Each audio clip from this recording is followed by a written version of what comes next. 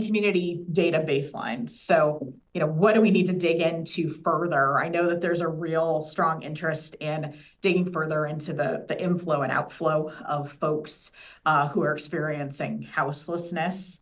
Looking at the gaps, and we'll get more information about the gaps from the focus groups as well. How do we, help to address some of those gaps, and where are stagnancies? Where folks, ideally are moving from one, type of program to another, but maybe they're not moving as quickly as might be ideal. And so how can we progress that next step? And then also looking at, a more longitudinal view.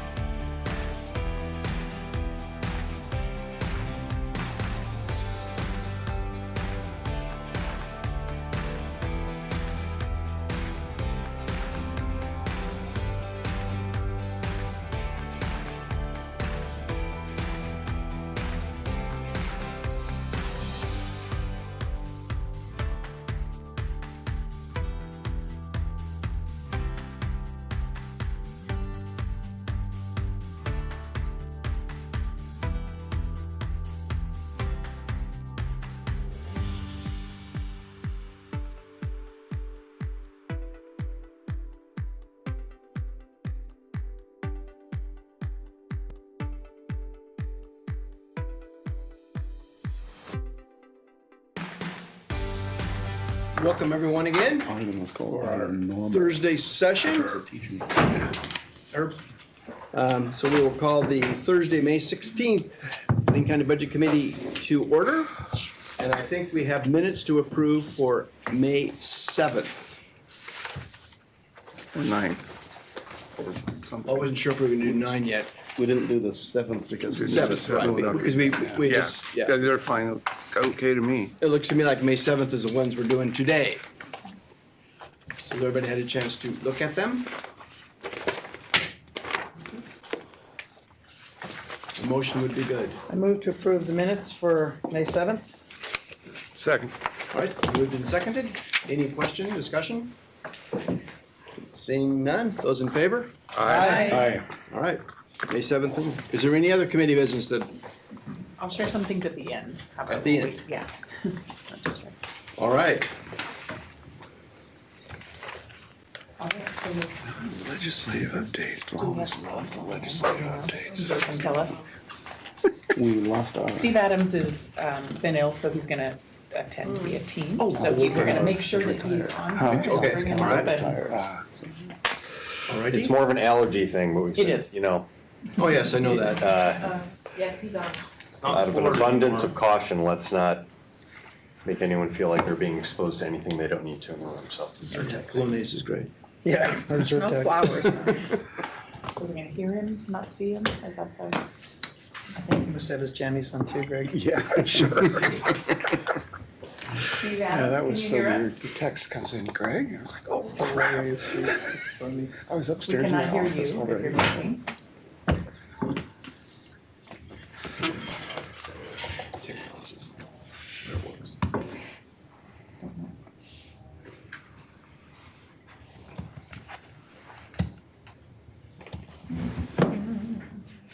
Just a minute.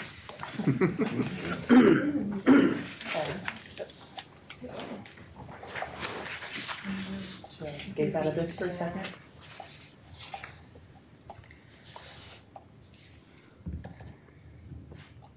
There he is. Poor Steve. Hey, good afternoon. I think, We hear him, yay. Oop, oop. I don't know how to. I have this massive screen. Split. We, and Do maybe the split, view. Yeah. Yeah. View, yeah. Speaker. Zoom's always speaker. Who's controlling the slides Ah, the new headshot. Steve, can you hear us? together? Yeah. Okay, we're just trying to get the presentation pulled up here. Don't select those are fun. Yes. I've done that for our board meetings. You've done the undersea one. That's my Oh, I favorite. don't think I've done undersea. What was that view?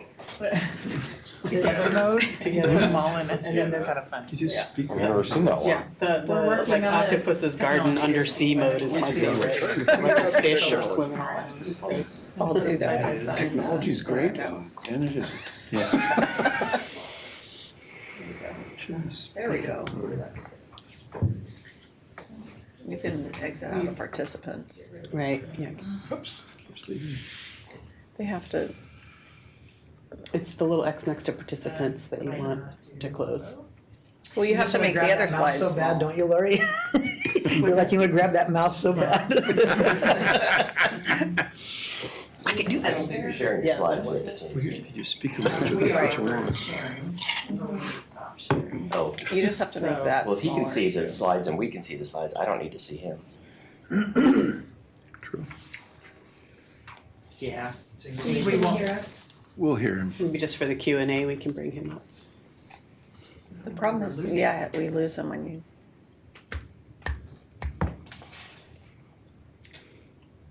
Sharing is paused. You need to go back to the window you were sharing to resume. technology. You can also hide non-video participants. Steve looks like he's waiting for a car repair diagnosis. Or something. How much is it gonna cost? It might be that Jason needs to share, not us. That's That's gonna be my guess. Let's have him share because he's the one inside this meeting. She is 12 people. That's a normal hand. Hold on just a minute, On the way Steve. through the window. Trying to get your slides. Okay. Michelle in the meeting that I chaired at 11 o'clock. Lane worked. It was he trying to ruin my face. Not Thursday, it went till 2. Yeah. Oh. No, I had to. You were Break halfway before there this with meeting. one of them smaller. Yeah, Should we make the other one smaller? And It then- won't stay on the same reason. I said, when I was chair, I said, I'm looking for a motion. The chair can't make a motion by looking your way. It goes, like when you follow the rules. She says that in the meeting, I cracked up. We get Jason a minute, Steve. I said, touche, that was good, I like that. My turn. I'll slide down the knee. Are you serious on that? I think we start at 4 or 1. Everybody doing? Good. He's That was got that last meeting, I 4 or turned my 5. video off. Yes, yeah. This is dangerous. The problem is we can't hear him this. Karen Bruce. Steve, how important are your slides? Not terribly. I could go without slides if you like. Okay. And I've got a local copy here as well. Not as pretty as the ones that were briefly on the screen. Does the committee have copies of the slides? No, we always post them after. Yeah, because we're. We could get going and then Why hopefully. why don't we Jason- do that? Yeah, Okay. if you, Okay. Just go forward, see what we got. Jason's gonna try to share, we'll so try to pull it up. Okay. You okay with that, Steve? We're pretty good. Yeah, I can, I'm happy to go, by means. And I'm gonna look at my, my version of my slides rather than at the image of all of you, just to kind of help me focus my thoughts. So, are we ready? Yes, go ahead, Steve. Okay, all right. Chair and Vice Chair, thanks so much. For the record, I'm Steve Adams. I'm the Policy Director for County Government. This state and federal kind of affairs briefing has traditionally been done by our Intergovernmental Affairs Manager. That's, for many of you who have been with the process some time, that's Alex Kyler, who recently retired. Just 2 weeks ago, we bid him adieu. So I'm going to be a poor substitute as we are continuing to recruit for a new lobbyist. But I will start. Today, my task is to give you a bit of an overview of the state and federal dynamics that will potentially shape the county's finances for the coming fiscal year. So our upcoming fiscal 24-25. So I'll start closer to home. Some of the dynamics that I think you've already heard, certainly I think are related to my remarks here. So we are coming off of an incredibly productive 2024 short session of the Oregon legislature. We had a Measure 110 reform package, and I know that you've been briefed on the deflection process that we're busy standing up right now. We got campaign finance reform.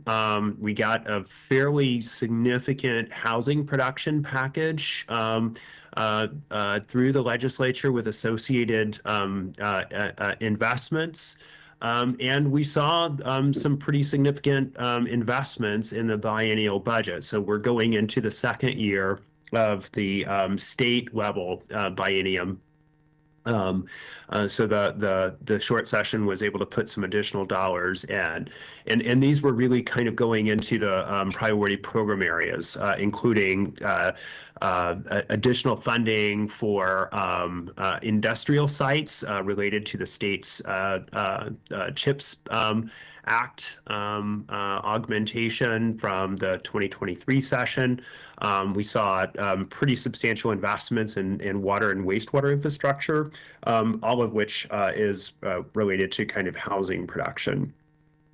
The other dynamic that we saw really, I think, during the short session was really kind of beginning, really seeing the tail end of the pandemic era federal funds washing through the state's treasury. So really the final dollars getting reallocated in places. We have a key deadline coming up at the end of this calendar year for American Recovery Plan Act, or ARPA dollars, in which those dollars have to be fully obligated by contract by the end of 2024, or they risk being reverted back to the United States Treasury. And so those dollars are really in most respects have been spent and collected. So as a result, you're starting to see the state's kind of fiscal flows coming back to normal without the kind of pandemic balloon there. And I think a phenomenon that we're seeing is that revenue collections remain quite strong. The last revenue forecast in March put a significant sum of additional dollars on the table that enabled the legislature to make the appropriations that they made. And the gross receipts tax has continued to provide a fair amount of funds. Almost all of the pots have been running warm, except for the cannabis pot, as the revenue forecasts have come in. The immediate forecast is a sense that some of those revenues are likely to cool a little bit, but I don't think there's a sense amongst state economists that we're likely to see any of that dropping off the table. The other kind of outlooks here is we will be having leadership changes. Certainly has already begun within the legislature. We're really excited to have Speaker Fahey presiding over the Oregon House of Representatives, hailing from Wayne County. So she has already assumed office and is preparing and has begun making appointments to key committees. All of that has happened. And we have a number, the former speaker is running for Attorney General.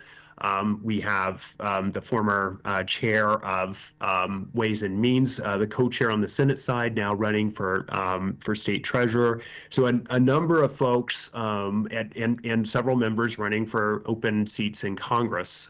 So we're seeing a fair amount of turnover in the legislature. So as we go into the 2025 long session, certainly we'll have some new faces and some new areas. We will be losing Paul Holvey, Rep. Holvey's 20 years of service, and we have folks actively running for that seat now. Paul's role on Joint Ways and Means over the years has been really critical.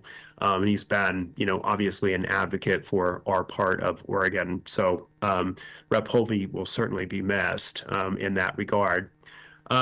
Emerging priorities now for the 2025 session. K-12 funding will likely be an issue as we head into the 25 session.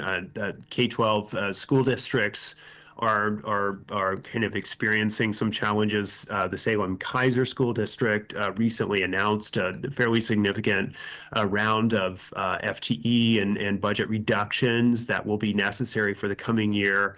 That's the state's second largest. We're hearing, I think, now from Portland School District as well that they're likely to be challenged. So I think we're seeing kind of upward increases and pressures on the labor costs associated with that, and we're also seeing just kind of formulaic funding models with head counts down across multiple districts, both as a demographic item, but also just as many students have left the public school system. We're seeing some challenges there. So the governor has indicated that K-12 will be a priority for the next session. We're hearing likewise that the transportation package will likely emerge in the 2025 session. This surfaces periodically. The last package went through kind of 2017, I believe, was the last time the legislature took up a major package in this regard.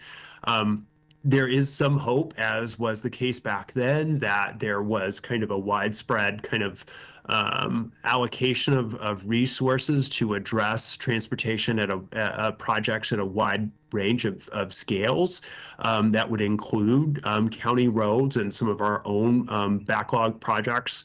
But I think there are some real concerns that the conversation will get stuck on fixing the Oregon Department of Transportation's ongoing operating dollars, operating and maintenance funding problems specifically. So this is a national problem, certainly a state problem, and even a local problem, in that our road fund has historically been funded with gasoline tax revenues. We're seeing an increasing adoption of electric vehicles, and we're seeing more fuel efficient cars out on the road. So, obviously we're seeing nationally just a net reduction in the gallons of gasoline sold, and it's obviously difficult to increase taxes on something that's so fundamental to people's lives, the fuel to get around. And thus we have a funding problem. So this, I think, will be a piece of the conversation in Salem, certainly perhaps federally as well, but I have less hope there.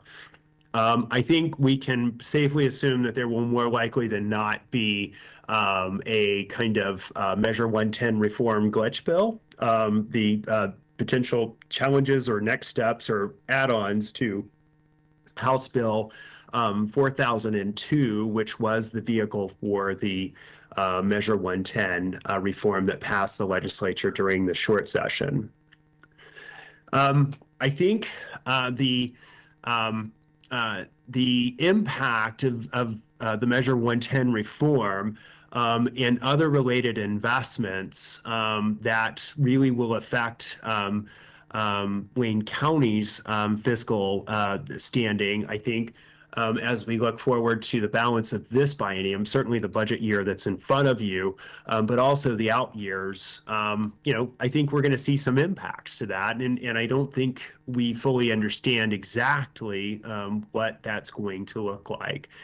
So we know that House Bill 4002 was the kind of substantive bill that changed the criminal sanctions and created the deflection and diversion programs, but House Bill 5204 was an appropriations package that was running in parallel to 4002, and that allocated a lot of dollars for various and sundry programs that required additional dollars. So the investments within Wayne County range from operational dollars, a $20 million appropriation to the state's Community Justice Commission for the Oregon Behavioral Health Deflection Program. That's for all the counties that were participating. An associated pot of dollars to OHA, the Oregon Health Authority, to provide for project management activities associated with standing up the deflection. And we know, too, that the kind of relative pace through which individual agencies can get dollars out the door is quite different. So the CJC has already executed their first round of grants to fund the deflection program stand-up process. That's happening almost in record time. The OHA dollars will come later. We saw within, we saw in the appropriations process additional investments in Wayne County that will benefit us. $4 million went to Willamette Family to support construction of a family medical detox and resident services facility in Wayne County. Not dollars directly to county government, but certainly funding a service provider that will be critical to helping us build out the broader piece of work. We saw within the bill a $3 million, in rough numbers, $3 million, just a little better, appropriated to the Oregon Health Authority to provide the non-federal matching share of Medicaid funds for the Nurse Family Partnership Program. So historically, that was a cost that the counties that had administered Nurse Family Partnership paid ourselves. And so in our budget, we paid that out of the general fund. So we saw this as a prevention measure within the Measure 110 reform framework, and we see that as beneficial. So that will help us in the next year. We won't have to pay that match out of general fund as we have in the past within that program area. And we will be keenly watching to ensure that that gets considered to be cut as base budget for OHA. So we'll certainly be advocating on that as well. In addition, we saw a sprinkling of dollars for community mental health, our CMHP program to provide additional services.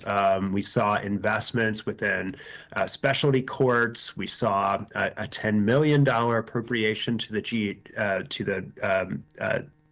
Community Justice Commission on the Oregon Jail-Based Medications Fund, which will help us enormously.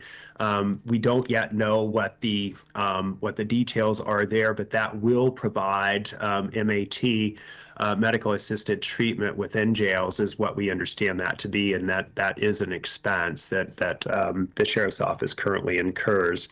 So these dollars are rolling out. It's going to take a minute for many of the agencies to sort this out. We'll see what the funding and the allocation formula are for each of these. They'll be a little bit different in different agencies, but we think that we will have some beneficial fiscal impacts associated with the Measure 110 reform, probably the most significant as we go forward.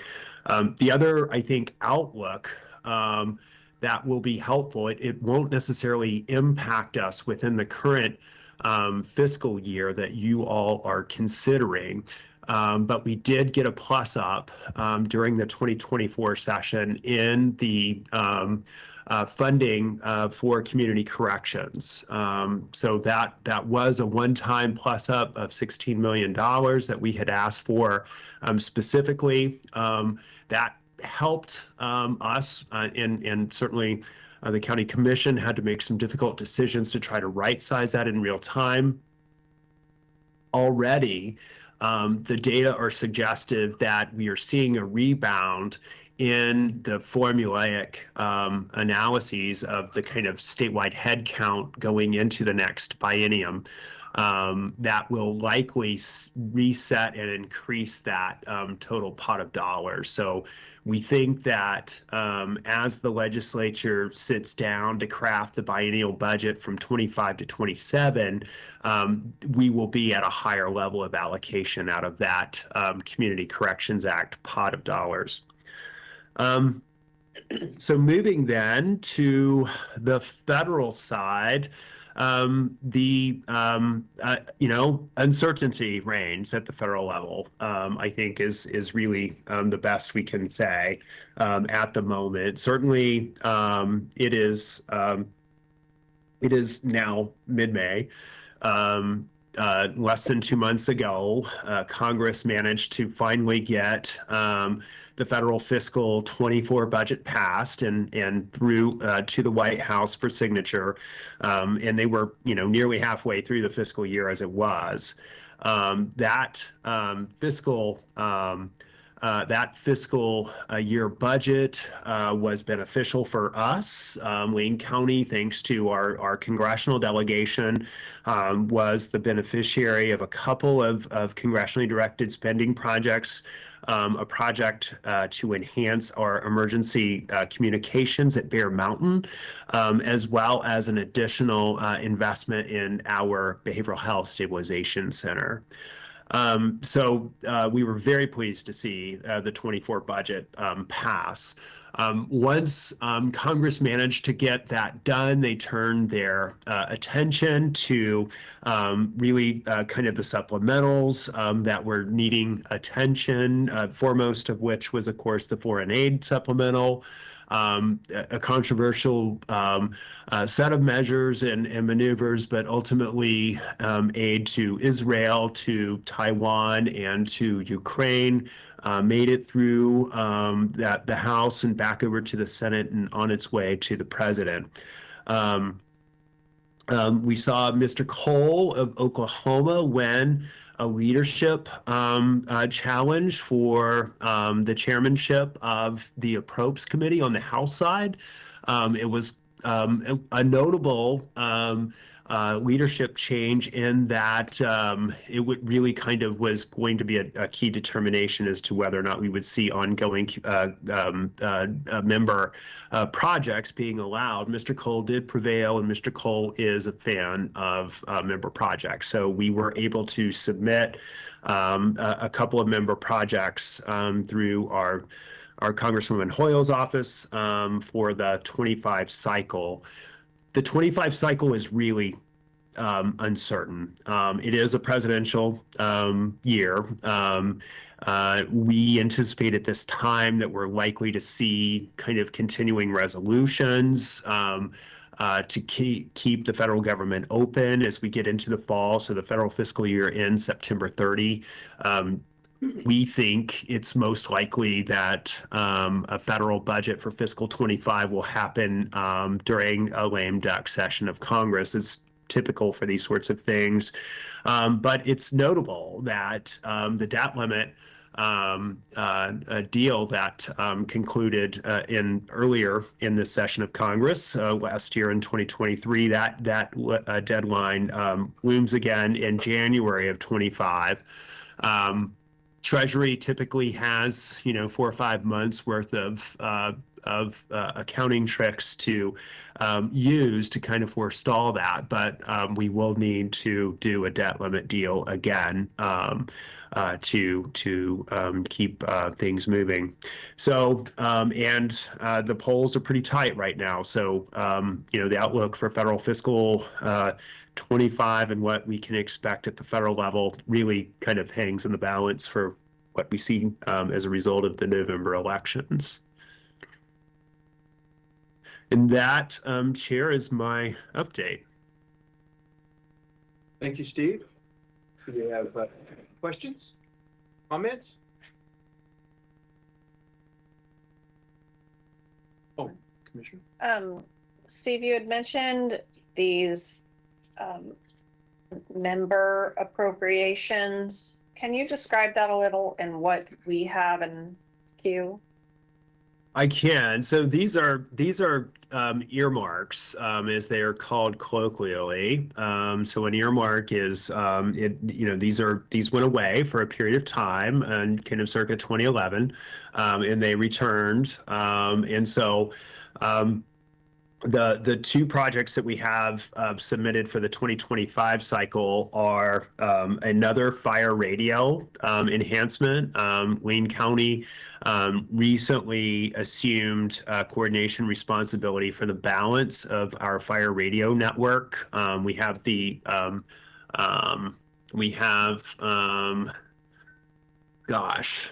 I'm forgetting LRIG.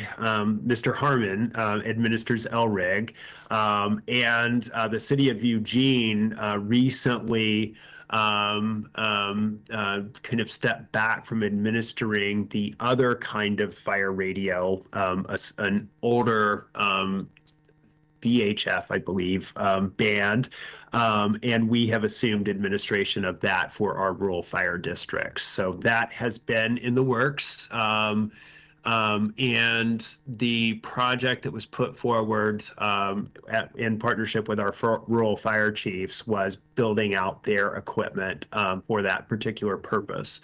The second member project that was put forward was for the mental health unit at parole and probation to equip them with better equipment to be able to provide field operations for the clients that they serve in the field, mostly unhoused, who are under supervision. All right, thank you. Other questions for Steve? Commissioner Park? Thank you, Chair. Hey, Steve, how you doing? I'm okay. How are you, Commissioner? I hope you're feeling well, better all the time. Just a quick question. We've talked quite often about the gasoline tax and our dependence, ODOT's dependence on gasoline taxes. There's been discussion in the past, and it heats up and slows down every now and then, about a switch to vehicle miles as opposed to gasoline taxes. Is there any motion on that? Can we expect to see anything moving forward on that?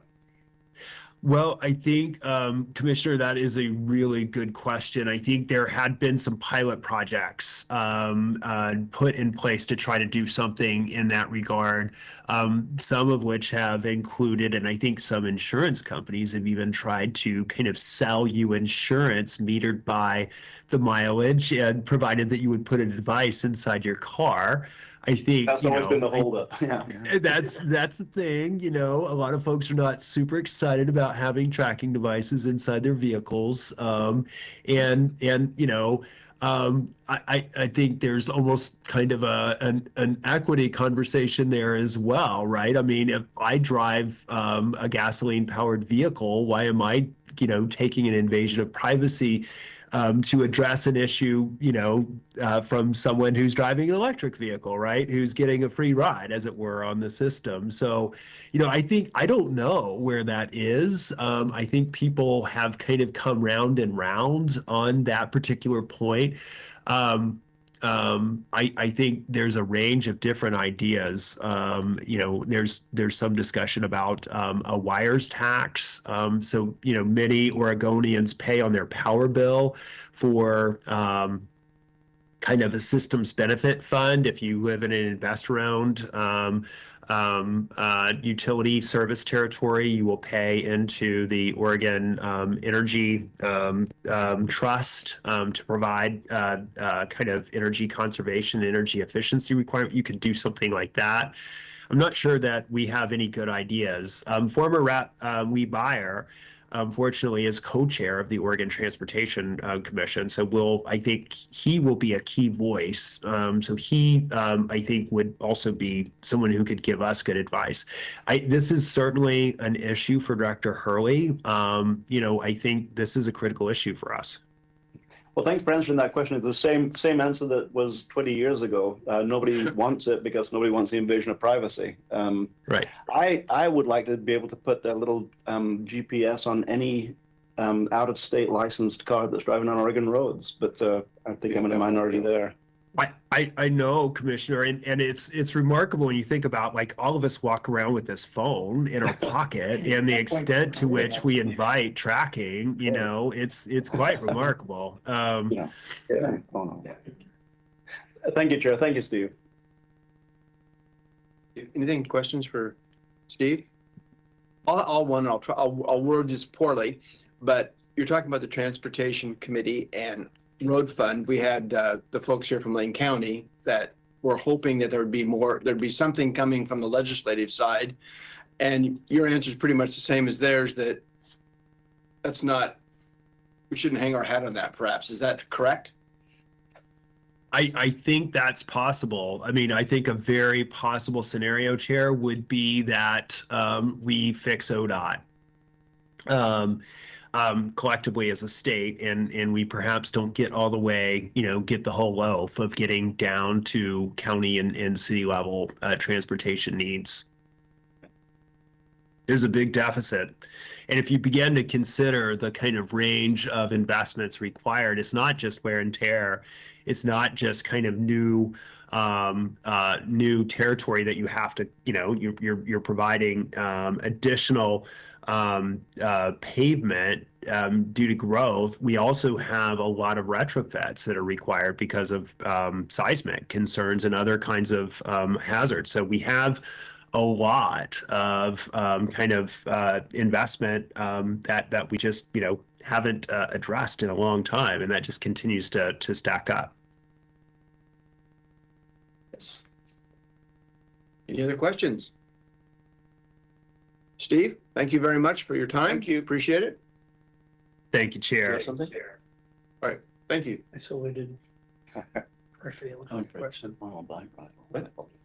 I saluted. Oh, okay. Periphery, it looks like a question, sorry. I guess our next one is Christine. It's your here. Michael still. Oh, another group. Oh, early.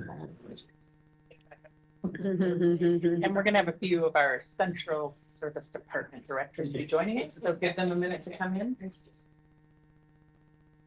Did the little thing.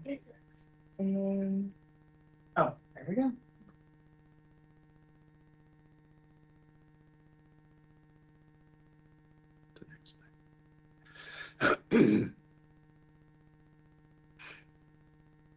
Right, okay. So this will be a mix of a few things for you under this next topic. We're going to talk a little bit about non-departmental budget, which is a section in your budget document. There was a question about our internal service funds. The first night I thought it was easier just to talk about that. And then we will talk about central services, what that structure looks like, and then just a bit on financial management. So jump right in. So, and maybe for non-departmental budget, again, I mentioned it's a section in your document, so it has its own tab. So I'll cover some of that, but first maybe to circle back to our county fund type overview. This is a chart that I showed on the first evening.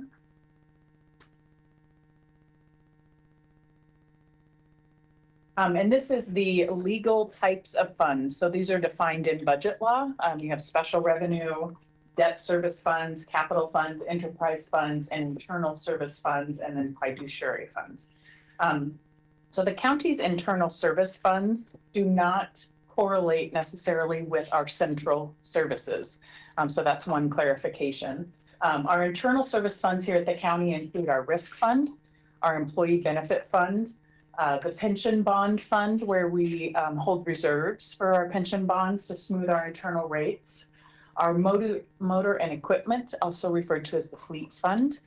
Our technology replacement fund, which is the computers and networks and pieces of infrastructure, telephone system replacement type of funds. And then the technology services operations fund. And just kind of showing you what's happening that makes up that $6.2 million increase that you see over time. The vast majority of it being in the employee benefit fund, because as you heard from us, health insurance rates are going up. The cost is going up about 10%, and our department rates are going up about 7.5%. So that's the bulk of the increase occurring.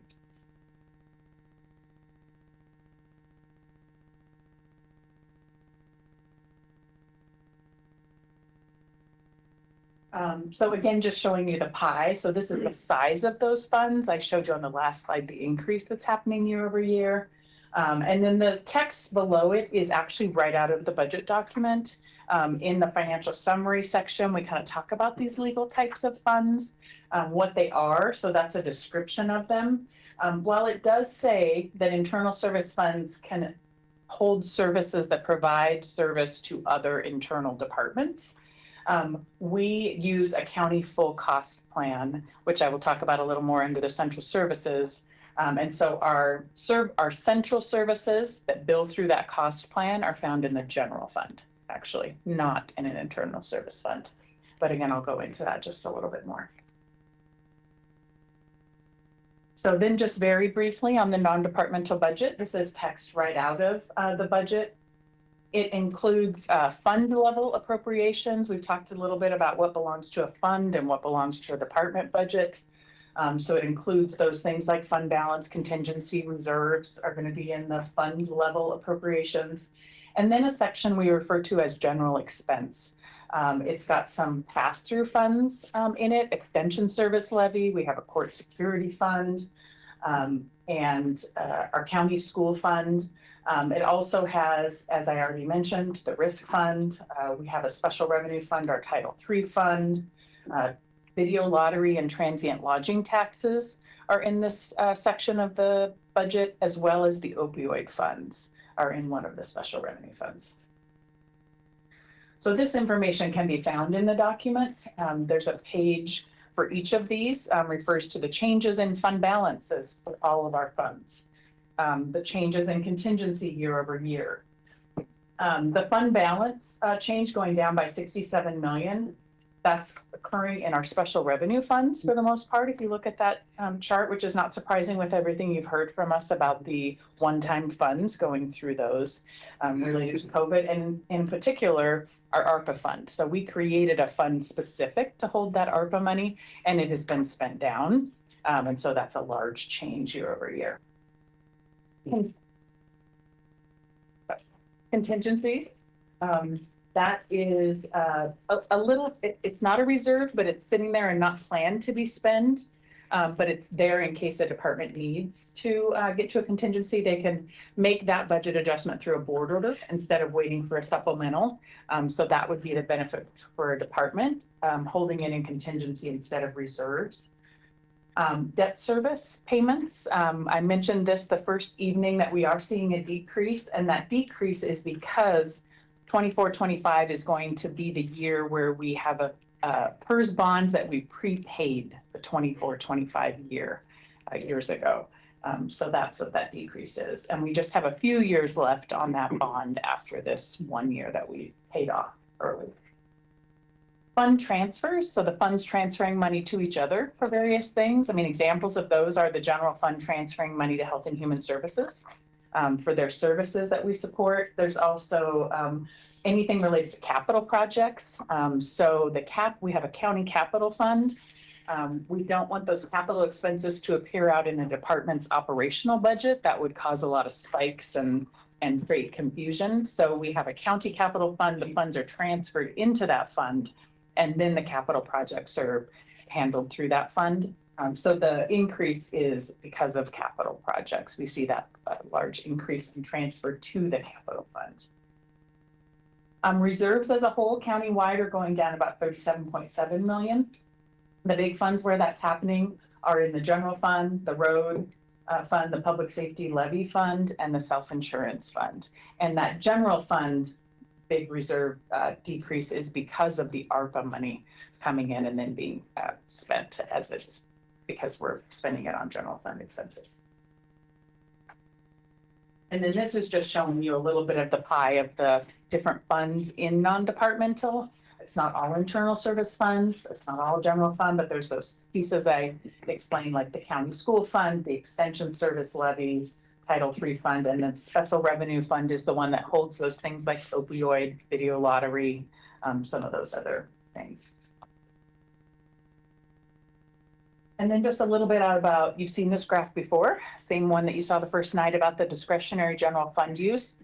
the small sliver that is for non-departmental, the 0.8%, that equals about 554,000 for 24-25.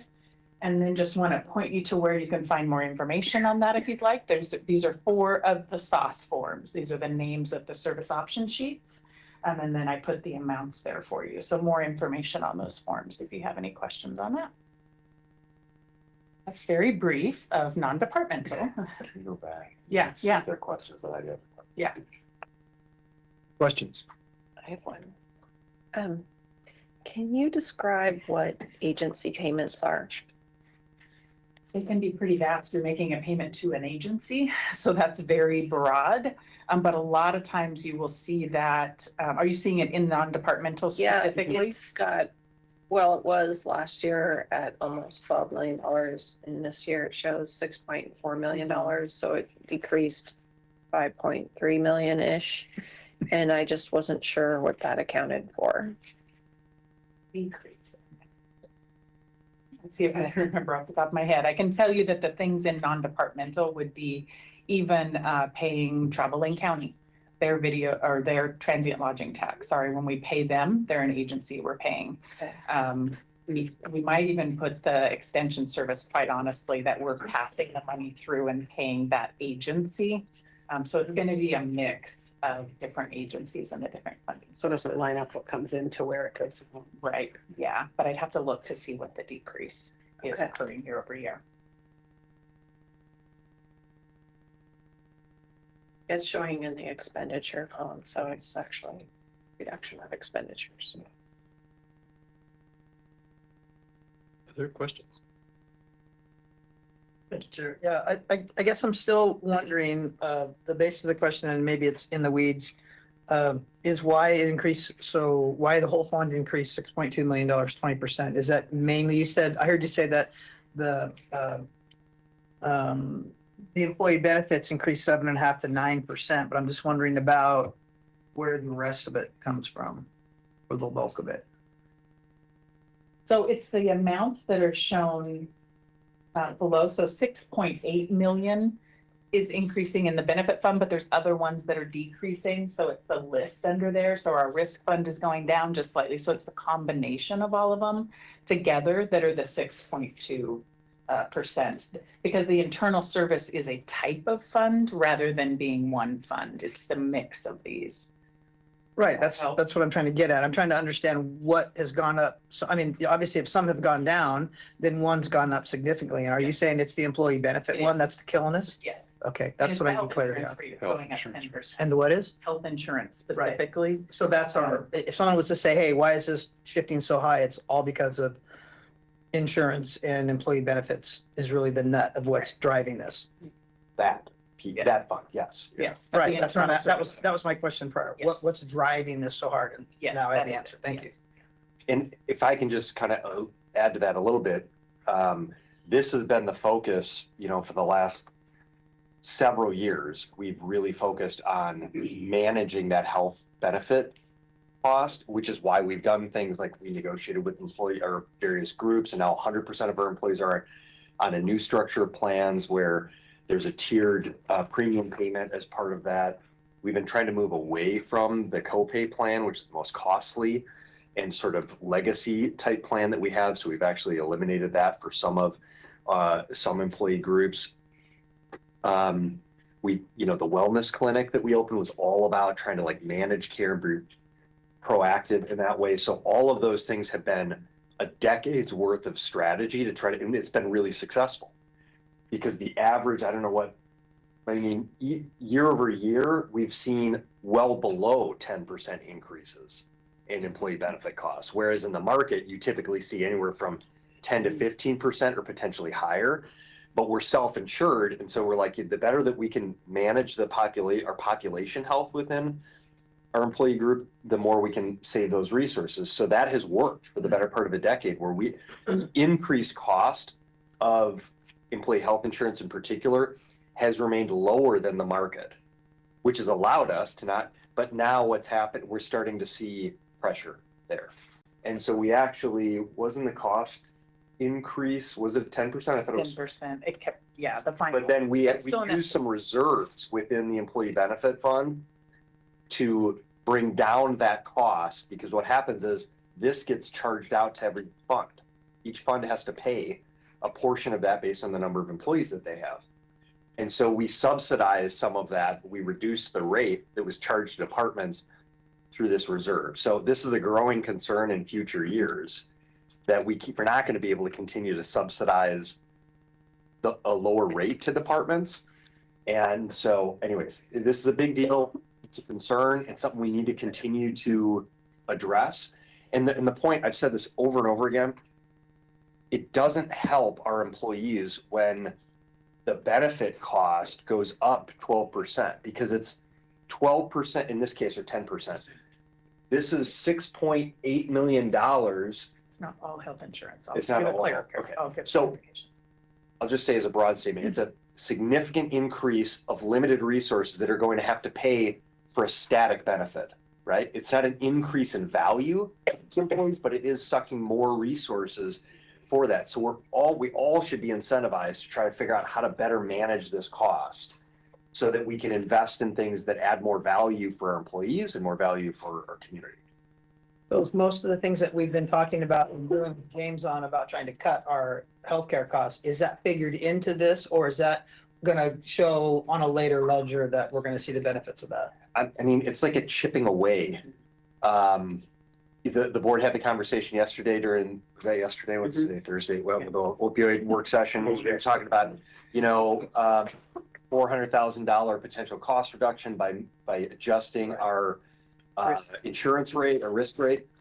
And it was like, well, is that going to fix the budget? No, but it chips away. So yeah, I would say those things help chip away at the cost, but there's also pressure that's where the costs are increasing. So the other piece is that our PERS bond, we issued a bond in 2022. It is also in this employee benefit fund. So you'll see we have a pension bond fund. That's the 2002 pension bond. And so it's a sub fund within our employee benefit fund. Those debt payments are always increasing over time a little bit because salaries are growing. And so there's this assumption that the percent stays kind of the same, but your salaries grow. So some of it is the PERS bond as well. So I don't want you to think that 6.8 million is a health insurance increase.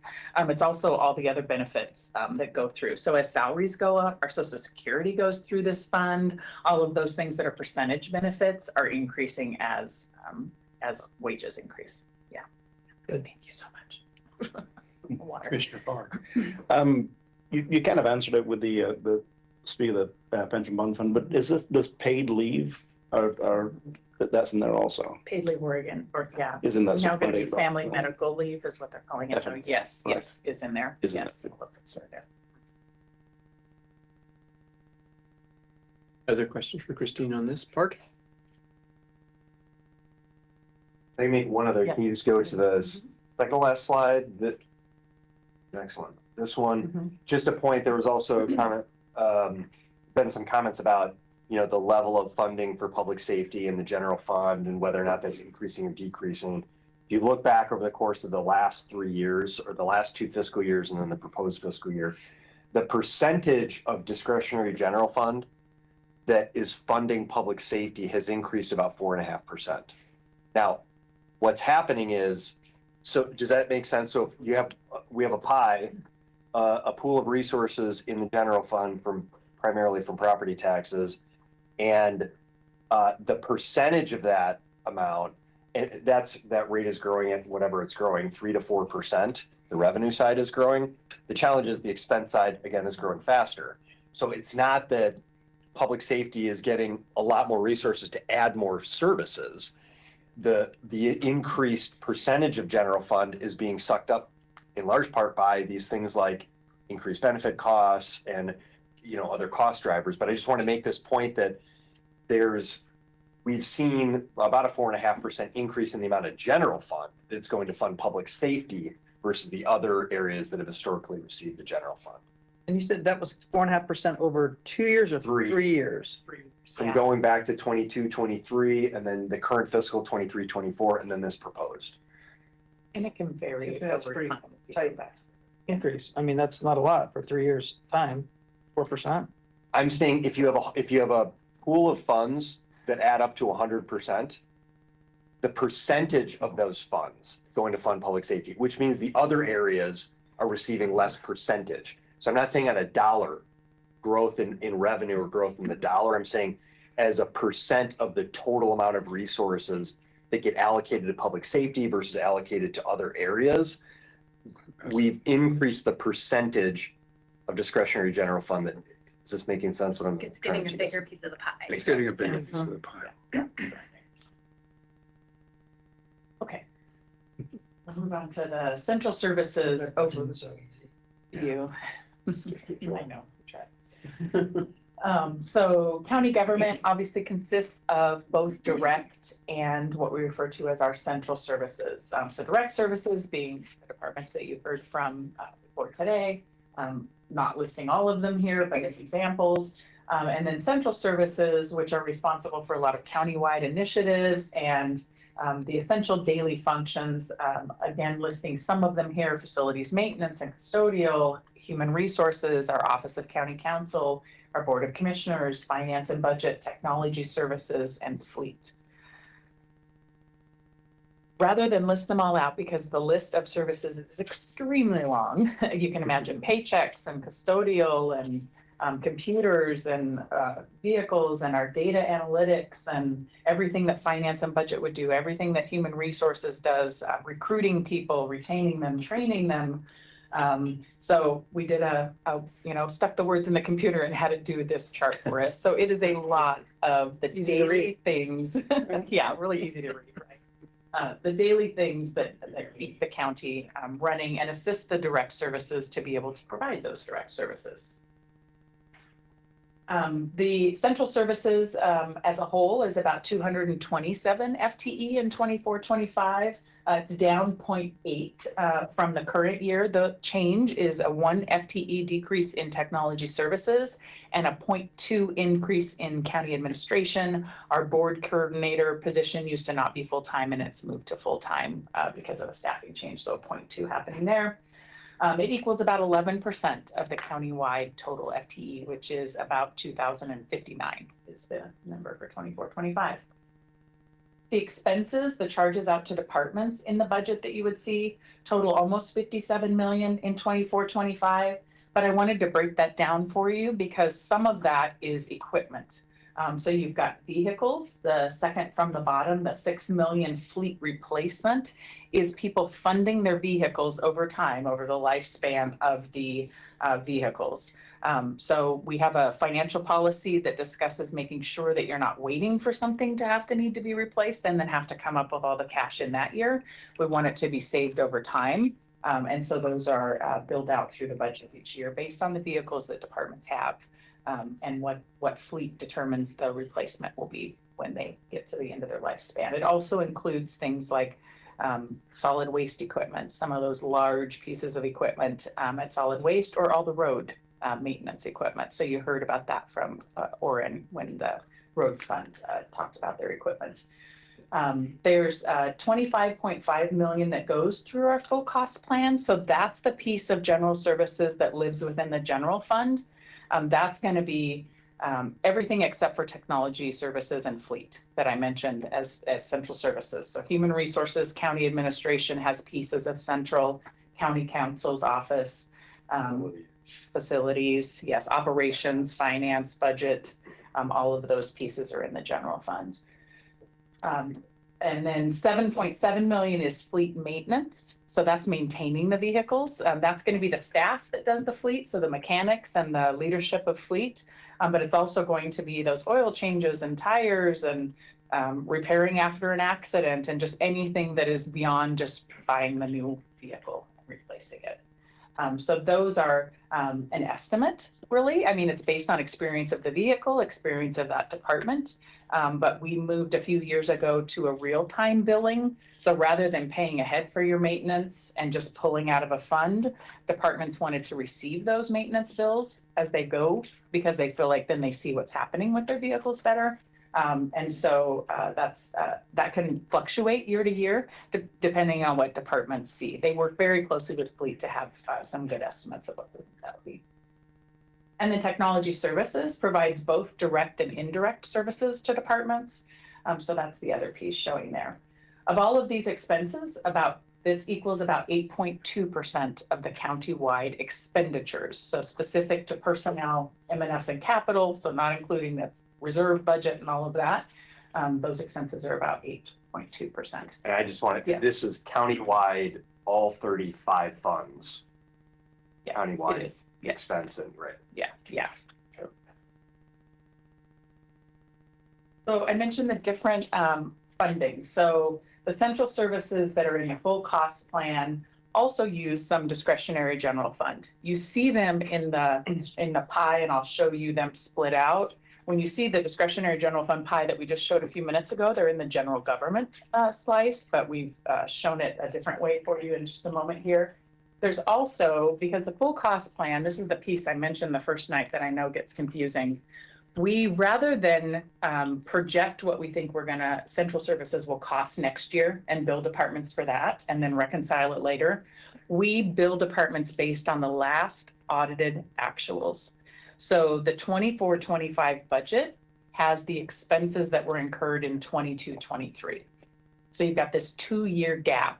Well, things continue to get more expensive. So when you bill out 22-23, you're not going to get enough revenue to cover 24-25 level expenses. So there's the gap that's covered with discretionary general fund.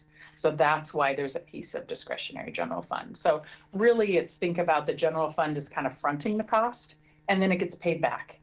And the percentage that it gets paid back is about 76%. Meaning other funds, non-general fund funds are paying about 76% of those full costs of central services. So does that mean that there's a 26% difference in 2 years going forward? Is that what I'm hearing?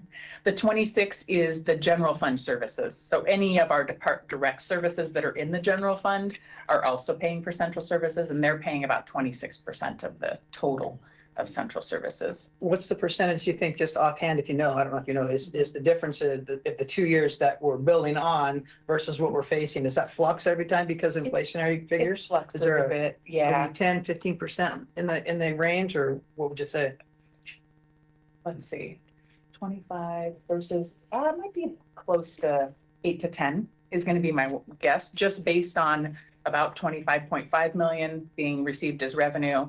And then knowing that they're using about 2 million, which this next chart will, no, I won't jump It's into close to CPI then, it seems like. probably. Yeah, and it kind of depends on if things are changing in central services. Yeah. Okay. So technology services and fleet are both in internal service funds. So they are more self-contained. They're not in the full cost plan. They do their rates differently. A lot of that is because of the dynamic nature, especially of technology, needs to be able to flex faster than the full cost indirect plan would allow it to. And so it has indirect and direct services, as mentioned, the computer replacement, licenses that we need to run all of our computers, infrastructure replacement. And then fleet has those maintenance charges and replacement charges. I'll just say one unique thing about fleet that is, pretty much every fund and department consume central services and technology services. Not every area consumes fleet, right? You have certain areas actually that are really heavy users, primarily the sheriff's office and public works. That's where all the vehicles are. So it's another reason that, that the way that we handle that cost is separate from the central plan. So maybe just a little more on the full cost plan. And why we do it this way is because we want to distribute those central service costs to programs based on utilization. So there are just a ton of metrics in that full cost plan. HR will use things like FTE. Budget office will use budgeted expenditures. We will also use contracts and agenda items because we review all of those. Then there's like finance, how many AP vouchers were cut, how many purchase orders were done, how many square feet are occupied for facilities. So we really try to come up with a metric that shows the work that's being done for that specific department. So while lots of times it will be referred to as indirect, a lot of these are pretty direct charges because they are definitely related to the consumption of that department, size of that department. Doing this full cost plan and doing the last audited actuals also allows us to bill our grants. So having these be audited rather than a guess that has to be reconciled later provides us with that ability. And I mentioned the 2-year lag so that we're basing it on 2 years ago. And then just a quick example is just that this is how we make sure that one fund is not covering the full cost. We still hear from counties who are covering more things with their general fund. They have more general fund than us. That's probably why they haven't. But they start to ask the questions when budgets start to get tighter. Hey, wait a minute, our general fund is paying for a lot of our central services. How do we get that money from our other departments? Well, we want to make sure we're doing that. So this example is related to waste management. You know, if we covered their central services, then you'd be charging property taxes for that instead of the tipping fees that are charged out at waste management. So we're making sure that the correct revenue source for the service is paying for the central service they're receiving. And it is a best practice in government financial officers to do it this way. Here's the slice of the pie that I thought was sooner. So the indirect or the the full cost plan for central services is 2.6 million of that discretionary general fund. So that's the shortage from the revenue that's being received, what the general fund is going to cover this next year, and then eventually it will be billed out in 2 years. So that's about the 10%. So we're the cheapest bank we know. Yeah, I guess so. Gotcha. Yeah. So central service trends, you know, it follows the county trends a lot. So you've heard a lot from us about how the county has grown over the last 10 years. So as we increase the number of employees and FTE, that touches a whole bunch of things. Budget transactions happening, recruitment happening, training happening. And so the wellness, the health insurance, you know, everything that employee touches creates more central service work as well. The budget itself increasing, a lot more financial transactions, a lot more paychecks to cut every 2 weeks. So all of those increase. We also look to the board's strategic plan. So when the strategic plan talks about certain services or things to focus on, data analytics, that's a newer central service in recent years where we have a couple FTE devoted to that. Emergency management is charged out through our full cost plan. It does have obviously a direct service component to the community, but we provide for that in our indirect plan. And it was increased a bit. It used to be just one manager in the sheriff's office, and now there's a couple support staff to make that a more robust program in recent years. And then our equity program, which is in county administration. We've also added a lot of new facilities. So facilities and capital, Lauren Blythe is our operations director. He's nodding back there. So a lot more work for his staff to support. We have to clean and maintain those buildings after we build them. So here's just a list of a few that have been added in recent years. And then the buildings that we already have are aging. So the infrastructure, the maintenance required, it needs more attention, a more improvement cost there.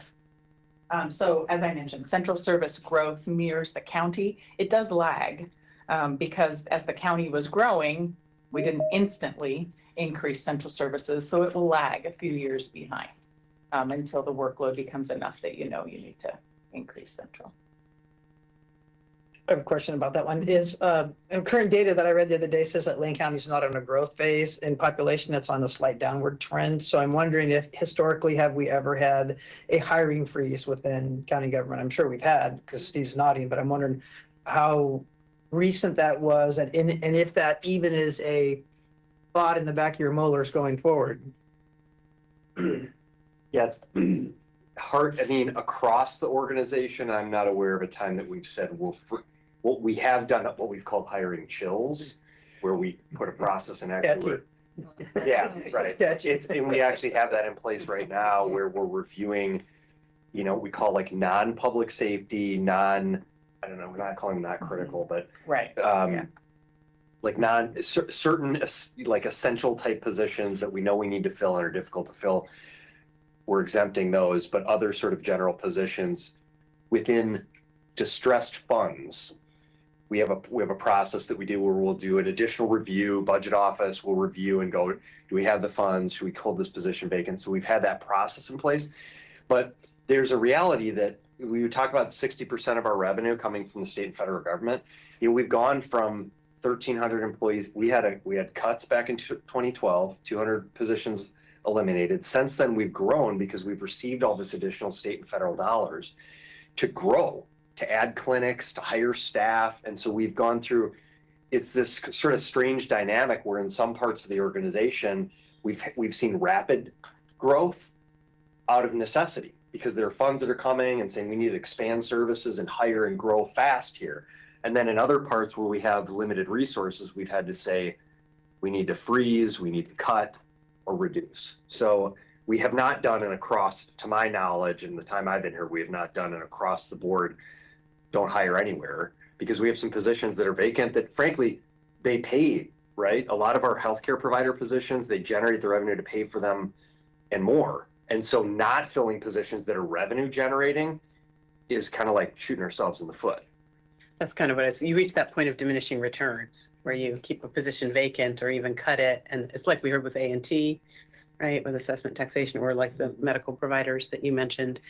Is what you're describing any different than like when Eve Gray was here talking about that vacancy savings basically and holding, and that's exactly what you're talking about, right? We call that our vacancy variance. So Right, we actually that's- started, this was a budgetary process. We started was it? It's been going on a while. Yeah, to really But- call out and say, there is a savings you accumulate when people leave and you don't fill a position for a period of time, but we weren't budgetarily capturing that. And now we had captured as part of the budget. And we say, we're actually expecting it's like 5.5%, I In the think, general fund. in the general fund so that is another way of us sort of like making an assumption and actually pushing departments to say, you can't spend 100% of the budget you have. You can only spend 95% of the budget because the other 5% we're assuming is going to be a savings from turnover. But I will also just add, many times they're not purposely holding position vacant to achieve that 5%. It's a naturally occurring vacancy variance. It takes a while to hire people. So we've watched over decades, what is the natural occurring vacancy variance? And we don't go down to exactly what it is because we don't want constant budget changes, so there's still a little bit of cushion there in case things change.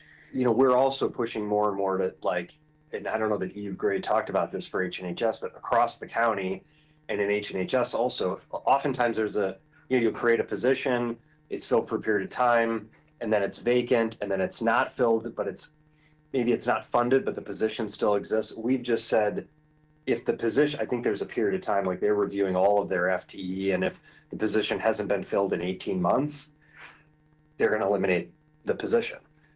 So there's a lot of attention to just sort of like making sure that the number of positions and the budget is up to date in terms of what is currently needed and relevant. Yeah, and making sure that the FTE that are showing actually are funded. So if they become unfunded, the FTE has to go away. That's part of the messaging to the public, right? Because we're saying we have 2,059 FTE, but if some of them don't have funding, why are they in the budget? So that was, in the last probably 15 years, we were like, if they're not funded, they're gone. We don't want them just sitting there. We can easily go back to the board if we get additional funding and create FTE. Realistic, but better chill pill. Yeah. And I will say in the 24 years that I've been here, we have never had a hiring freeze. We've made departments jump through a lot of hoops. So chills of types, hey, you have to fill out this 5-page questionnaire to tell us why you need this position. So it's more that type of slowing down the hiring of times, again, depending on the position. So cost control measures that central service. Oh, sorry. After you go ahead. Oh, Go ahead. Two questions. One is the whole reclass process we've been through impacting any of this in any way? The The reclass. reclassification positions, and is that impacting? It can. Mhm. Yeah, so non-rep was the most recent. We're always looking at different classification names is more what that is. Okay. There's also reclassifications that happen all the time as needed.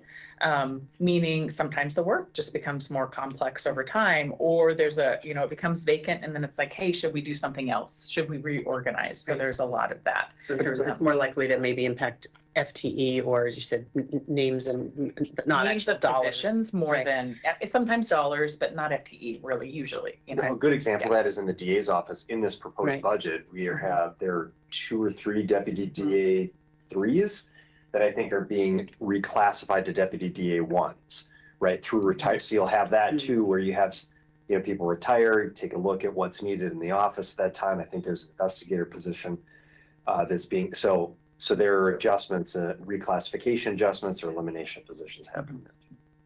And then in the commissioner's budget, there's the performance audit program, but that is a vacant position. So is that a cost out to, is that part of the data analytics position? What is being covered? What is that? It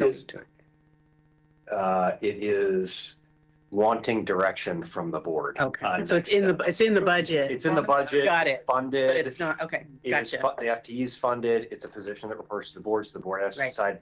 That is one example of a central service. Right. So that cost of that position is billed out to all of the funds. Is it part of the indirect, It is. part of the indirect plan that gets billed out to all of those funds? Also been vacant for more than 18 months, but not. been Right, but eliminated. not been eliminated, exactly. Been vacant for what, 5 years now?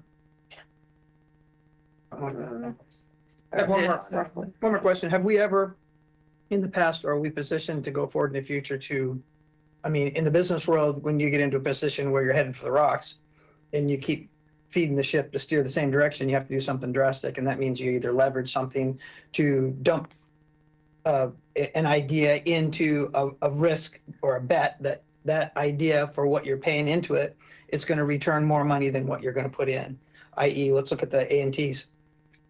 If we look at the A&T department, they're already short 14 positions. They're going to lose another position. And based on what I've seen so far that Mary's been sharing with me on some of the money we've been leaving on the table, there's businesses where you run in 2 operations. Invoicing is the key to cash flow. That's the first thing you learn in business. And the second thing is you never leave money on the table. So what she's showing me, just for example, there's a 31 lot subdivision that got sold just before it was completed, and someone forgot to turn in the proper paperwork, and for 4 or 5 years, all of those 31 lots were off the tax roll. So you look at those isolated, they're not isolated instances. You look at 100,000 accounts with countywide, and even the U of O budget, turned over 509 of those out of 4,000 that were owing taxes that we left on the table. So my question then, after all that little background information was, is the county in a position to where we as the board could direct saying, look, we want to risk X here for 3 positions for a 2-year period to then get this amount of money we think still left on the table, which would more than cover the risk for that. Is that something we've ever done? We've had that conversation. You sort of need to do a cost benefit analysis, because the challenge there is we only get 11 cents on the dollar for Right. for all the value that you hire Almost all 3 of history. FTE of appraisers. They go out, they're going to appraise all this additional value that goes in the tax rolls. Almost 90% of the revenue collected from that additional value is going to go to other taxing districts. So I'm not saying you shouldn't do it. You certainly can consider doing it, but I would want to know, are we going to recover, at least in Lane County, the amount of revenue to pay for those 3 positions? Spend apples and get oranges. Yeah. But could we classify that as a fee instead of just dumping it into the general districting of all the other? Can we use this particular idea and say this is a fee that the board's approved until this gets paid back, then it gets distributed? Can we do that? Well, I'm going to say, based on my understanding, no, because state law determines, that revenue, while the assessor has the responsibility for appraising property and collecting taxes, they also have the responsibility for distributing it to the 85 different taxing districts. So we don't have, that's something that we can look into. But this conversation about, well, would the cities and the school districts be willing to pay for a portion of the positions because they benefit from the additional revenue much more than the county benefits from it. Unfortunately, the answer's been no to date. How long would It looks like Holly has something to say to that. No, I was thinking along the same lines of this, of like, how do you grow the pie? We can look at the pie all day, Sure. but how do we make it bigger? And assessment and taxation seems like the obvious place. And I just wonder, I know, Steve, you had mentioned going to the cities and the schools to say, will you help pick up the tab because you benefit from this? If there's a way to have a really tight, like, here's the data, here's how much you would potentially pay in, here's how much you would get out, and if that would change, or if there's opportunity to have that conversation again. I don't know what your sense is, Steve. I think we should, if you're interested in doing that, bring the assessor in to have that conversation. I know that we have had this conversation over the course of the past several years statewide with the League of Oregon Cities and the schools, frankly, care less about this issue because of the equalization at the state. If they don't get they're going to get what they need based on the state revenue formula for how schools are funded. The cities are the ones that stand to benefit the most because they get the biggest piece of the pie and it's just more revenue for them. Based on the conversations that I've been involved with, I think that the cities broadly have not been convinced enough that there is enough revenue available to them to be able to take the risk of, because you're betting on, right? You're making an investment, assuming something's going to happen, but without a guarantee. And it is a statewide, it has been tried at the state level, and the So I'm not lobbying saying, forces in opposition at the state level are very strong. it's a very good conversation. I'm not at all saying no, don't pursue it. I'm just saying there are challenges and constraints to doing that. But if the budget committee and the board of commissioners is really interested in leaning into this issue, and you have a new assessor that's really interested in pursuing state funding for this, because the state should be paying for it. It's a state function that they've said counties are responsible for, but they've cut the funding for decades. But if they had 3 more FTEs, will they also get a little bit more CAFA funding? A little bit, yes, Yeah. the percent Yeah. that we're getting, yes. Sheriff, I'd like to entertain a motion. I'd like to move that we have our tax assessor come in and make a presentation as early as possible for the budget committee to hear a little more expansive conversation on this idea. Second? Yeah. Okay, any more discussion? So my question would be, sorry, go ahead. Probably the issue is with the other jurisdictions, they tend to have a deaf ear. And the task is to get them to open their ears, because if they open their ears, they'll hear it and it makes sense. I've been on the city council, I've been at the state legislature, and they don't care about the county, they care about themselves. Ouch. I wonder, I don't think there's anybody here that doesn't want to see that happen, but the process and whether the right next step is a budget committee process, given the timeline of where we are in budget adoption, or whether that's not put a pin in it and the legislative committee when we reconvene, and after the AOC conference in the fall, we can see, just sort of reigniting the conversation with a little more energy for commissioners to talk about. I'm just not sure within the budget committee process we're going to see enough movement, because it's not as surefire. So explicitly put it, we can say yes, we want to do that all day long, but we're not the ones that need to say yes. There's a lot more work to do to get us somewhere productive with it. And if I may offer an alternative along those lines, David, this is a discussion that we need to have. Yeah. And we need to have it in a way that becomes poignant to the people who should be listening to it. And I don't know that we can do it around this table at this point in time, but I think if we have a strategic campaign on that, we should be able to make it happen. I guess where I'm coming from, if this is not the venue to do that, then I hope that the motion inspires us to be the leader that Lane County has proven in the all-in and the homeless arena, to actually move the state to do something that we think is right. I think Lane County should be the leader in this as well. So I'm just asking with a motion and maybe opening the discussion, if there's more discussion to the motion, is that we set a precedence and push the state to do what's right. Why?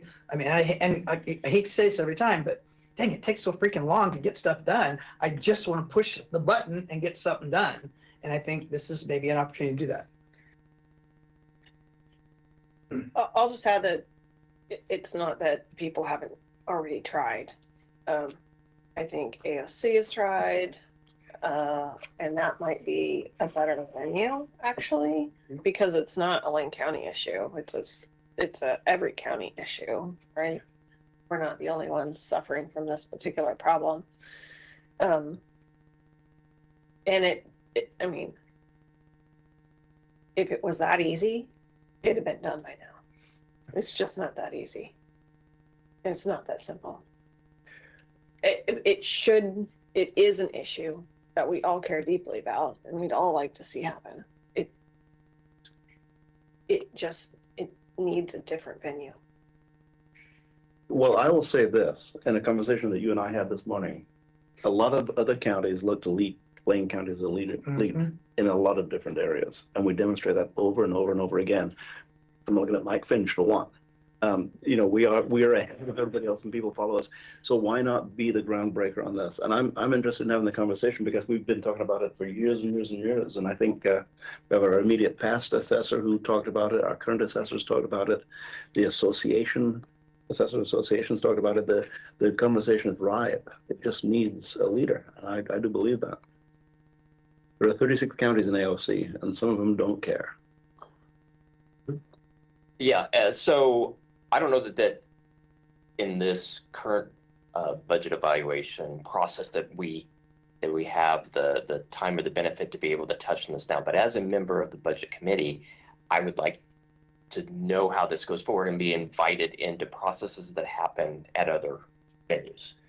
So because it touches me and this committee's part. So I don't know if there's so if activities go forward, I'd like to hear about them. So even as a member of the committee or a member of the public, that I can come and be present for that, because I've said it before, this county has a revenue problem in a lot of different fashions, and this is obviously leaving money on the table. Right. So that is ours, or it's the county's. I would also just suggest that this is why it's really important to have strong, trusted, good communication relationships with our state delegation and with our local partners, because it's not, we can say we need it all day long, but they're the ones that get to block it. So when we make sure that the people that are serving Lane County understand this issue and want to champion it for us at the state level, because it's state fix, and when our city partners understand how they will benefit ultimately by spending a little more, and by making a stronger county government that serves them, that's part of the work too. So that's an opportunity for anyone and everyone that has relationships with those folks to have the conversation and help bring them along. So I guess that brings us down to is how do we instill that to happen, or how do we foster that to happen, or whatever the correct word is to, and this may not be the right venue, and I'm not saying that part, but how do we, when we leave here today or next Wednesday or whatever the case, what's our action plan to move forward to do that? There's a couple things you could do. I mean, if the committee wanted to have, really the only opportunity to get a presentation from the assessor would be on Wednesday. You have limited time. If you want to do that, we could carve out a little bit of time. If there's a feeling that would have some value in getting at least a thought from the assessor. I think I'm not sure you may or may not feel comfortable actually taking some action or doing something as a result of that, but at least it may help in terms of sharing of information and communication. There also could be a board, if not at the budget, whether or not there's a presentation Wednesday night or a discussion with the assessor, it's certainly something that the budget committee could ask the board to bring forward as part of a work session, and maybe invite that in some ways that allows a little bit of time for the assessor to kind of gather and put together some information. You have more time to do a work session in this room, invite them. You could actually do a joint meeting or a special budget committee meeting or something outside the process to look at that. So I think you have a couple of options there. Right, because that's not going to impact this proposed budget. I love that latter option. Right. This committee instruct the board to take action or ask the board to take action. Steve, have we ever had questions and after, I mean, because we're here to, adopt a budget this go around. Have we ever done a debrief after a budget, and that would be a time to maybe bring in A&T and say, hey, we had some questions during this budget cycle. Well, what would that look like? Or before we made commissioner business or something during that? Well, we haven't done it. I mean, we haven't done a debrief because I don't know that there's been a feeling that there's a need for that. But like I said, I don't think anything precludes you. We have had special budget committee meetings on occasion if there's an issue. Yeah, we can't. It's not state really law- set up in budget law. It's Right. very, but budget law is just not great. So they've said, yeah, go ahead, is what Oregon Department of Revenue says. Like planning makes sense, so go ahead and do it, but it's kind of weird. Yeah. Yeah, state law defines how the budget committee is structured, and Right. when it's supposed to meet and what its role is. But if there was an interest, I mean, I think if it's more towards like, you're interested in sort of pursuing and supporting something in the long term, and you wanted to do a special meeting of the budget committee or a joint kind of meeting thing, have the assessor come and do a work session to dive into that issue. I don't never like to speak for an elected department head, but I think it's fair to say our assessor would love to have that opportunity and Fair. would be Fair assessment? Yeah. energetic and like would love the support of the budget committee and the board and really a collective approach to pursuing that. In the meantime, in your answers to questions, you have information from the assessor. So there was a question for what was that U of O study that the policy lab did? What were those things? They're very large reports. So we're going to post them on our website and give you the link. But she has answers those questions back. So in the meantime, if you have want some reading material. And there is a motion on the table. There is. So do we want to leave with that motion, vote on it, or do we want to modify it to look at having a special work session and invite the assessor to talk with this group? I'm looking. As the maker of the motion, I need to readjust that. So you said that we could possibly carve some time out on Wednesday for that? You could do it, yeah. I mean, you have your schedule. I think the schedule's in front of you. We have 5:30 of public comments scheduled. I don't know what a reasonable amount of time would be, maybe 30, 45 minutes. We probably could carve out for it if you wanted to do that. And that's at your discretion to do. There will be some limitations on doing that, but that does get you, that's the quickest way.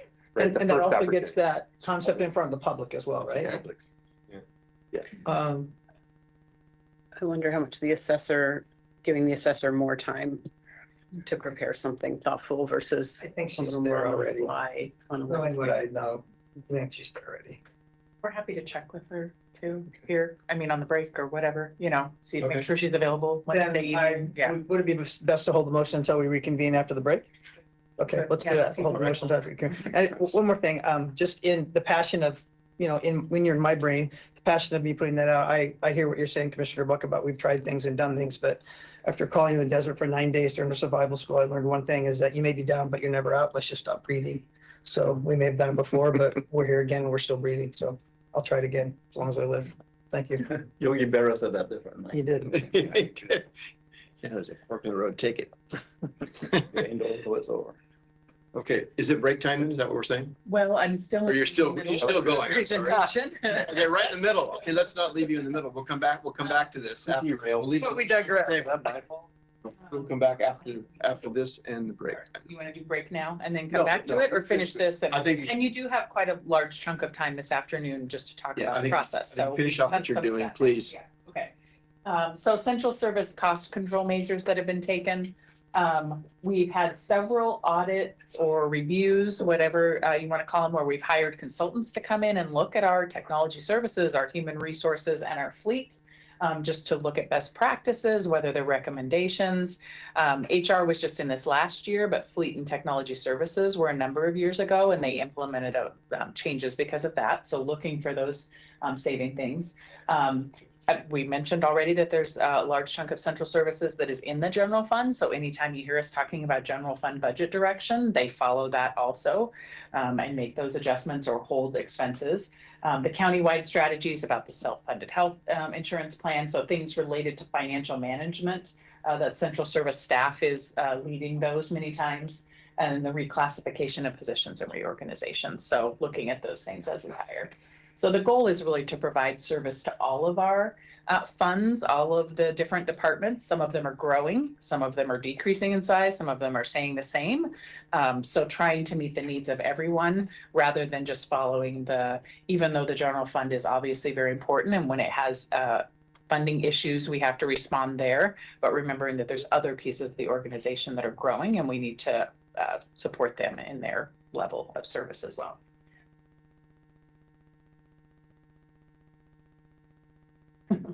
Yeah, let it sit too long. Yeah, trying all of them. Using it freezes. There we go. And you saw this the first evening. So this is the budget reduction. So central services participated because they're in the general fund. And then technology services and fleet held their rates flat. And so they're doing some further review of their billing model for the maintenance side, especially the replacement of vehicles. They're constantly looking at purchasing and what they can do to get a better deal maybe. Technology services builds their rates in the fall. So they did some adjustments at that time, and then they did part of just a decrease of 1 FTE because of the general fund specifically. Their percent is related to the billing of indirect to the general fund. So it's not like they had a 7.2% decrease. All of these percentages are related to the general fund being charged or used. Okay, you want me to do financial management really quick, or would you like a break first? I'm fine with you going forward. Okay, it's not too many slides here. So just financial management at the county. So a little more of the overview of what we do to monitor and control our financial resources. So even though you're here in the spring, the financial cycle is going all the time. So we're either developing or spending, adopting, auditing, going through the budget and the financial piece of it. So we have a core team that we refer to as our financial management team. So it consists of the county administrator, assistant county administrator, our operations director, our policy director, and then myself and our finance manager, Greg Holmes. We meet once a month to talk about any potential initiatives. Sometimes it's something coming out of the legislature. It might be something like, hey, this is a good time to issue a PERS bond, something related financially countywide, where we're just keeping touch on those pieces and discussing them together. And then, of course, it involves all of our department directors, all of our financial staff out in our departments. We have a internal finance and audit committee that reviews things like if a fee increase is going to happen, that has to come through our finance and audit before it goes to the Board of Commissioners. Our external financial auditors come and present to finance and audit before they come to the Board of Commissioners. But financial direction as a whole is ultimately set by the Board of Commissioners. And we look to a whole bunch of partners, rules, laws to help guide us in our financial management. So our external auditors, we have benefit consultants, financial advisor.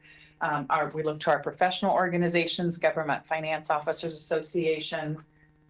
When we do have the performance auditor position filled, that would be involved.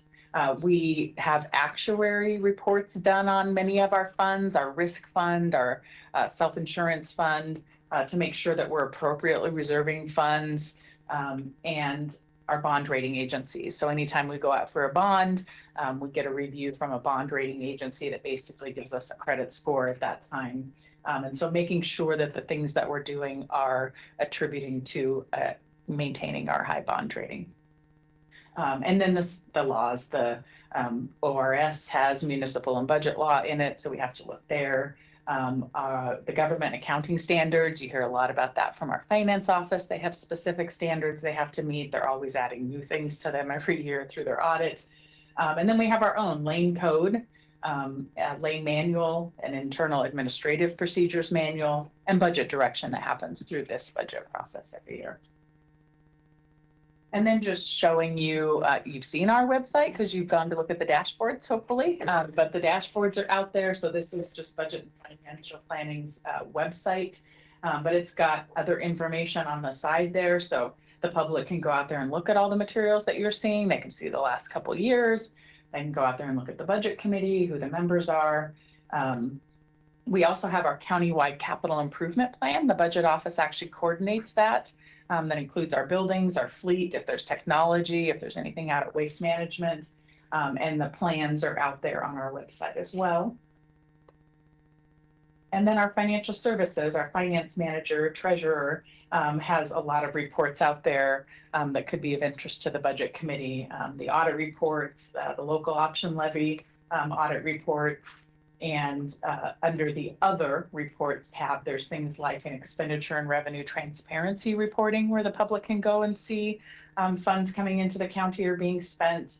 We do an annual investment report, a debt affordability report that talks about the debt and how it will be paid over time. So you've heard a lot of these highlights from us, but just on the financial management side, you know, it is things like the self-funding of our health insurance, the vacancy variance rate. We're constantly looking for whether there is any debt that can be prepaid or paid off early. Building reserves internally for those charges that we make to departments so that we can smooth those. If something happens like a 10% health insurance increase, we can smooth the impact over time so there's not an instant increase. We're looking to upgrade financial software as needed. We had an upgrade to our budget software over the last year. We implemented a capital budgeting module. So we're constantly looking for what we can do with technology to improve things as well. And both finance and the budget office apply for, with Government Finance Officers Association, they award for the budget document or the financial statements, very specific criteria that they require. And we both apply for those and have received them for decades now. So looking forward, just looking at our strategic plan, key initiatives here, the Safe and Healthy County Public Safety Task Force, which you'll hear a little bit about after the break. We had a request from the chair to just get an overview of what that task force is and what their charge is. Looking to the stabilization center that you heard behavioral health talk about, which would have positive impacts on the public safety system costs. The opioid settlement funds are being discussed. We had a meeting with the board yesterday on those.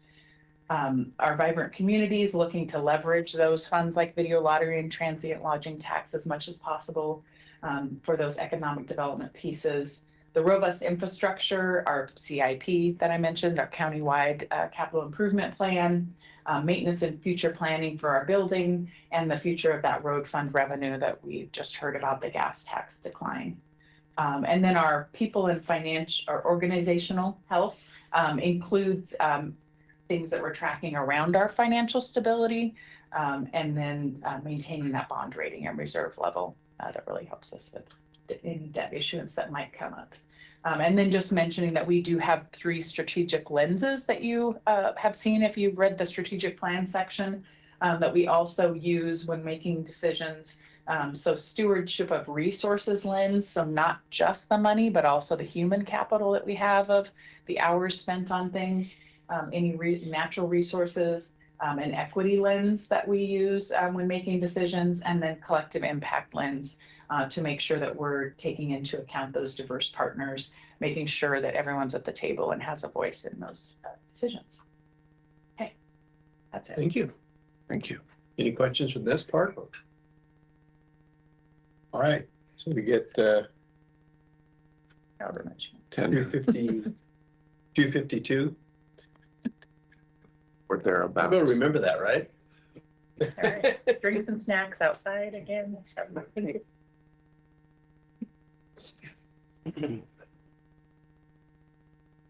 you message Mary? I just didn't know if you already got it. Punctual love is love.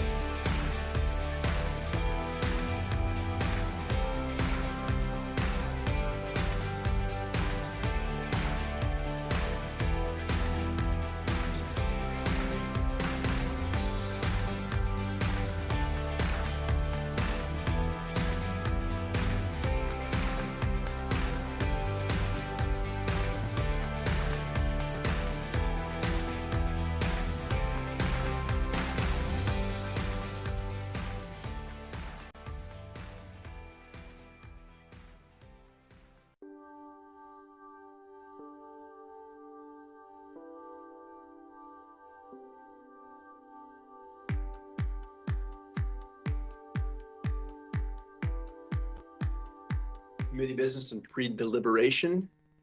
Actually, we're gonna talk about the public safety task force as part okay, of perfect. that. Oh, because you okay, made perfect. that request Okay, as you- right. Yeah, I did. I talked with both Steve and Christine yesterday, or Tuesday, whatever it was, just I've heard about it, and I talked with Commissioner Buck a little bit about it, and just to hear what's happening out there, be shared tonight. So thank you. Just have a few slides. I mentioned this in the budget presentation last week. The Board of Commissioners created a limited duration public safety funding task force to look at long-term funding options for the public safety system. And so you see what that included in the memo, or in the discussion that we had with the board about this. Obviously, we talked about the current funding structure for public safety system relying heavily on general fund, property taxes and levies, a permanent property tax rate, and the 5-year levy. The board then adopted in what was that, October of last year, created the task force, and then identified some principals and committee members, which we'll walk through. So again, the primary purpose of the task force is to look at long-term funding solutions for the system. The group was formed. We have 11 members. We'll show you the board committee the board appointments, and then the 5 the board appointed, and the 6 that I and the public safety team identified. They have met twice now. They met in late April and last week. They have another meeting next Monday. So they had sort of a kickoff meeting and an overview. They heard last week from the sheriff's office. So they a similar sort of presentation from what you heard at the budget committee meeting with the sheriff's office. And as the sheriff mentioned, the annual report was provided there. So really good discussion with the sheriff. On Monday, Christine Moody will be there to meet with the task force to talk sort of broadly about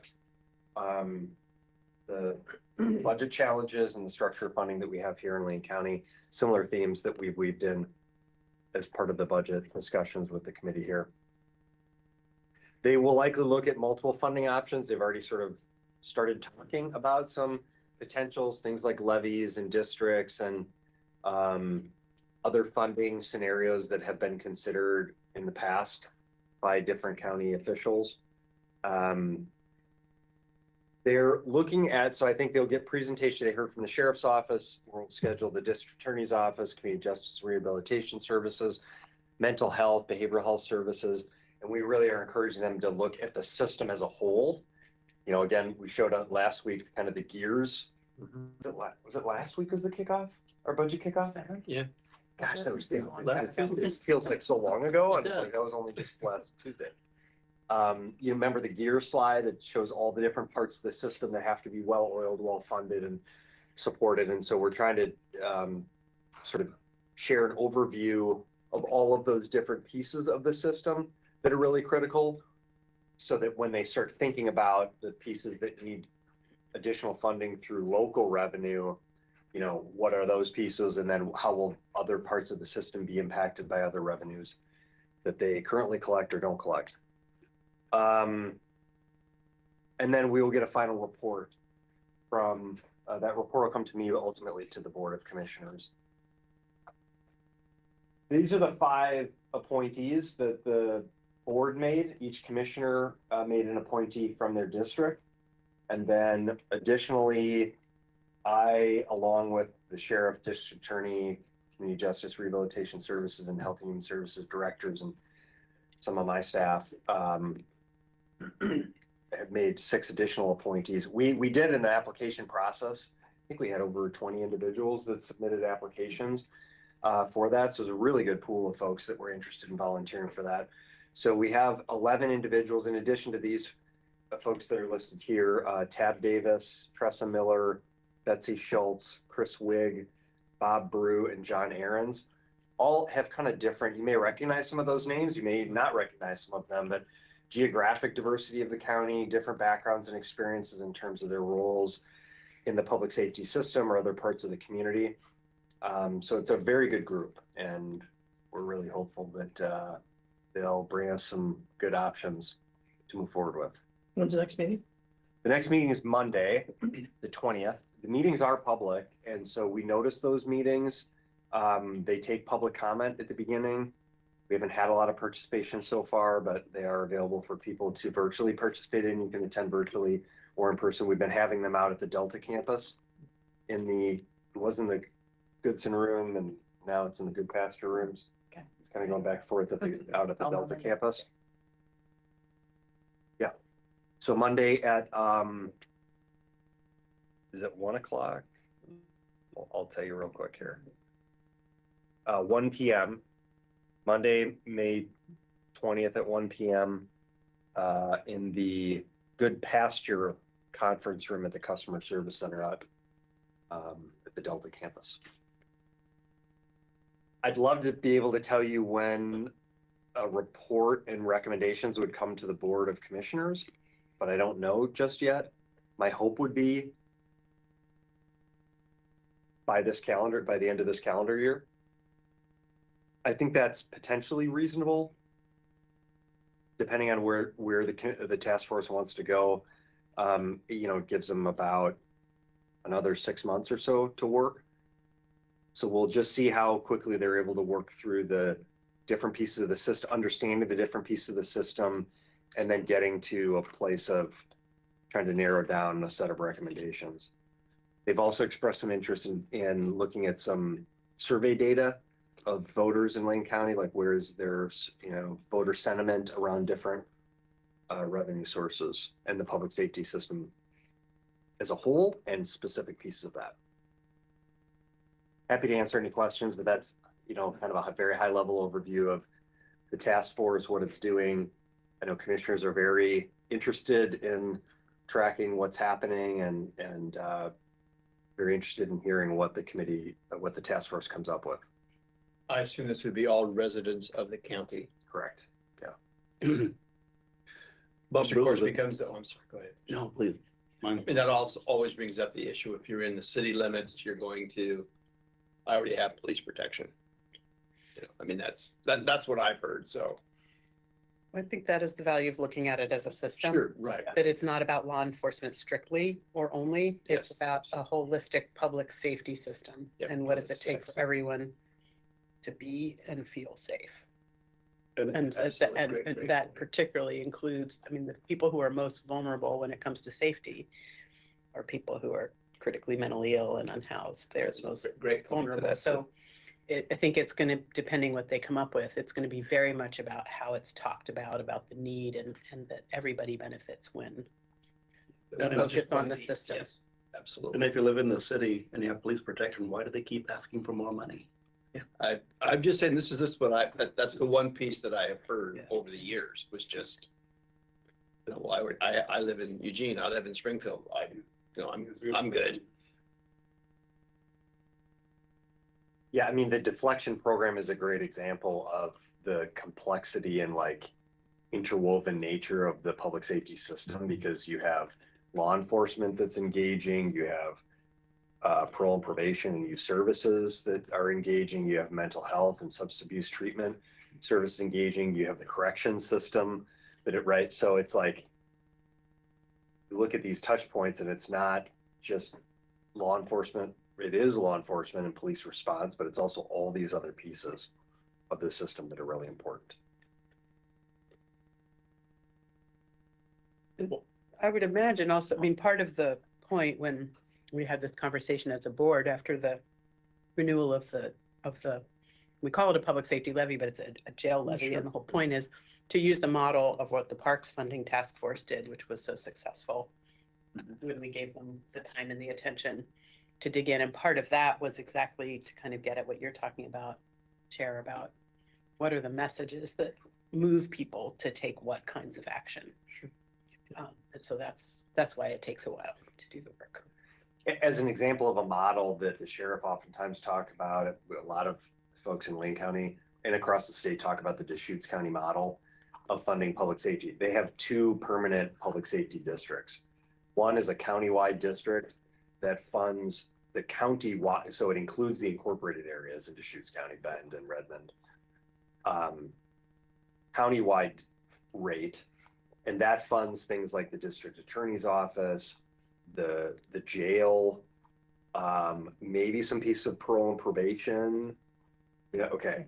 And so because the entire system, right, everyone, but then there's also an unincorporated district that is only a rate collected within the unincorporated areas that funds rural patrol. Because your point is, if you live in a city and you already have police services, why would you fund that piece? So, there's that model that exists in Deschutes County where they have two. There's one that funds the county-wide things every resident benefits from, and then there's one that funds what isn't provided by the cities. And from what you shared with us, both of you shared with us over the last couple of years, that appears to have been quite successful. In Deschutes County? Yeah. It's the envy of pretty much every sheriff. That's what I remember you saying. Yes. Now, I think you will hear, did you tell me this, that in Deschutes County, the sheriff was also complaining about lack of resources and needing more funding? So, there's never enough. It's all relative, I guess, from where you sit. Any other question, comment, discussion? I mean, that's, I appreciate that. I mean, I think that's fantastic that the board chose to move forward with this and look at finding a way to do it. I mean, obviously it is a huge issue because we've heard it for a number of years that there's just, and as Herb would say, we have a revenue problem. And, yeah. Yes, which is true. So Again, talk about the two financial challenges Lane County faces. One is this revenue problem, the fact that we just have a artificially low property tax rate and we're not collecting the amount of revenue delivered. That's one. And that is the problem that we're trying to solve with the Public Safety Funding Task Force, as well as I think what you all are talking about with the assessor. And is there a way to grow the pie? Yeah. Even though we have a sliver of the pie, the more the pie grows, the sliver gets a little bit bigger. And then the other part is what you all are dealing with here is the budget committee is the expenses moving faster than revenues. How do we keep those things in check as much as possible? Anyway, as I said, thank you. Appreciate the update on that. Yeah. Good question. What's next? Couple things. So we heard from the assessor. She is available on Wednesday. She was already going to be there anyway, so she's happy to present. Okay, so would you like to restate the motion? Make sure that we have it correct. I would like to move that we allow time on our Wednesday budget meeting for our Lane County assessor to come make a presentation on revenue we're leaving on the table. Second. It had already been said. Yeah, Holly was the second. It had already been seconded, yeah. Yeah. Any further discussion on that or? Sounds reasonable. It's seconded. If the second one reads. Sure, Herb can also Yeah. be the seconder. We have two Second. seconds. Good. Whatever it takes. The second is in second. Okay, so all those in favor? Aye. I believe it passed. Okay. All right, thank you. Another couple things. So the tour. So if we could talk about that really quickly, and then we'll talk about the deliberation process. So you all received an email from Jason Miles scheduling a tour with Parks. So looking at the 24th, and he's heard from a few people. So I just thought I would bring it up here at the meeting to make sure there's nobody else that wants to attend. We're trying to just determine if we should go ahead with it, depending on the number of people available. That's Friday, right? Yeah. It's Friday. Friday. Friday next. Time? There's two times, I You think. shouldn't have an All email. day long. Yeah, I think that the time was fairly flexible for Parks, so I think we had at least one request for the afternoon from a committee member. Yeah, so Parks can do what the majority of the committee can do. So we had 3. Maybe is there anyone? Yeah, I'm not gonna Identify be able yourself to. as being able to come or? no? I responded. I told Jason I couldn't make it. So. Okay. Or might have just a couple. Okay, all right. We'll check in with Parks then and determine. Okay, for sure. We'll send out more information on that then. Okay, thank you. Just thought I would mention it. Just a reminder that for Wednesday, if you're going to attend remotely, and I don't think we've heard that from anyone, but if you are, okay, we have heard it from somebody, just he needs time to set you up on Zoom because we won't be in the Teams because there's a public comment time period. So we have to make that available to the public. So just if something comes up, just let us know as soon as possible. So we make sure to do that. And then we're having dinner on Wednesday. So reminding everyone of that. But other than that, we can talk about the pre-deliberation discussion in that process. And actually, I'm going to have Kevin Mahoney come up, our senior management analyst, and talk about that a little bit. Okay. Thank you, sir. Thanks, Kevin.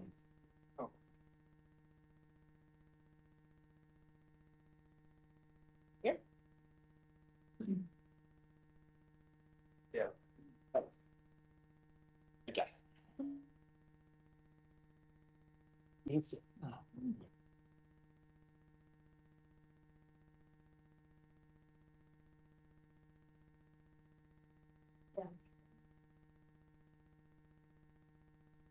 Who doesn't have the details from you? So if you have.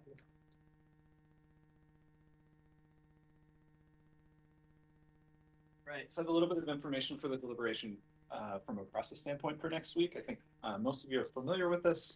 We've done this process this way for many years. So probably is not new, but I'll run through it. If you have any questions, please feel free to stop me or afterwards. So we'll take a look at any known issues first. You heard Zach Evans from HHS have an ad just related to the timing of they accepted a grant after we proposed a budget. So that's one of the items that we have on there now. If you have any others, if you could email those to me by Monday, next Monday at 5, we'll get those consolidated. That'll give us time if we have any follow-up or any numbers to pull together, anything like that. We can get everything together for Wednesday. And if you have any other questions, just let us know there.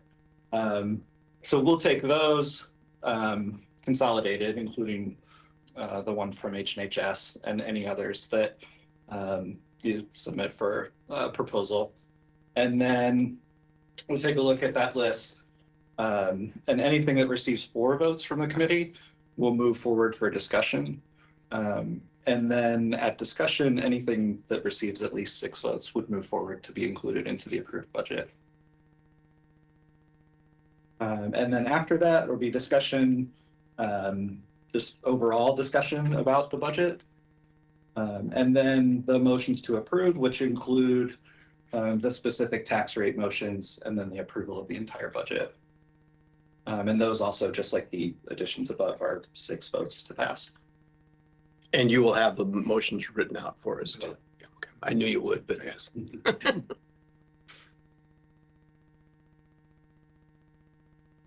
Questions? Seems straightforward. We will send, you might have mentioned this, but once he has the whole list combined, we will send that out to the committee on Tuesday so that you're able to see what other proposals might be coming forward too, just to be familiar with at least the title of them and an amount maybe before you come in on Wednesday. So everyone has the same information. What's the date for the board to Adopt. adopt the It's budget? going to be June 25th this year, so Okay. the very last week of June. Thank you. Yeah. Cutting it close. Yeah. Juneteenth holiday creates that down week. Right. So, yeah. What exactly do we do on June 11th then?